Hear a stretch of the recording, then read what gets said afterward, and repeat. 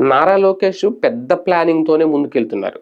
తెలుగుదేశం పార్టీకి భారీగా సభ్యత్వాలు నమోదు చేసి ఒక రికార్డ్ క్రియేట్ చేసిన నారా లోకేష్ ఇప్పుడు ఇంకా ఆ సభ్యత్వాల సంఖ్య పెంచడంతో పాటు తెలుగుదేశం పార్టీని పూర్తి స్థాయిలో ఆంధ్రప్రదేశ్‌లో నంబర్ 1 పార్టీగా నిలబెట్టే ఆలోచన చేస్తున్నారు.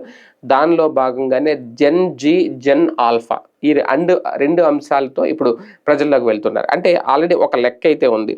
అంటే జెన్ జీ, జెన్ ఆల్ఫా వీళ్ళిద్దరిని కనుక ఆకట్టుకుంటే, ఎందుకంటే ఇది 2 తరాలు ఇప్పుడున్నవి. జెన్ జీ, జెన్ ఆల్ఫా ఈ 2 తరాలు వీటి మీదే మొత్తం ఫ్యూచర్ అంతా డిపెండ్ అయ్యి ఉంది.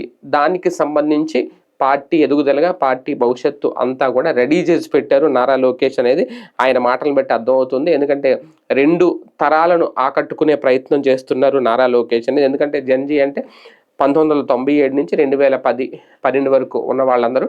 ఎందుకంటే వాళ్ళు ఇప్పుడు అందరూ కూడా ఒక 30 ఏళ్ల లోపు వయసు ఉన్న వాళ్ళు ఉంటారు కాబట్టి ఇది జెన్జీగా చూస్తారు. అలాగే తర్వాత 2010, 12 నుంచి 2024 వరకు ఇప్పటి వరకు ఉన్న వాళ్ళందరూ జెన్ ఆల్ఫా అంటే నెక్స్ట్ తరం, ఫ్యూచర్ తరం అనమాట వీళ్ళందరూ కూడా.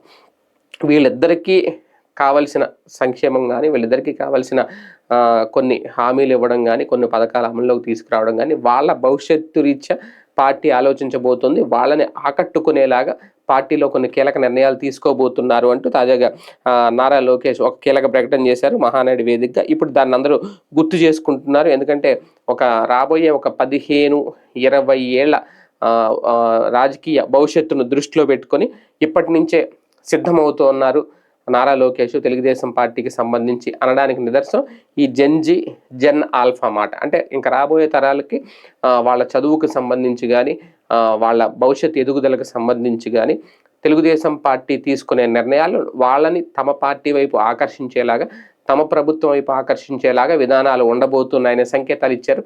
ఎంతవరకు జెన్ జీతో పాటు జెన్ ఆల్ఫా తమను ఆకట్టుకుంటుంది అనేది వేచి చూడాలి.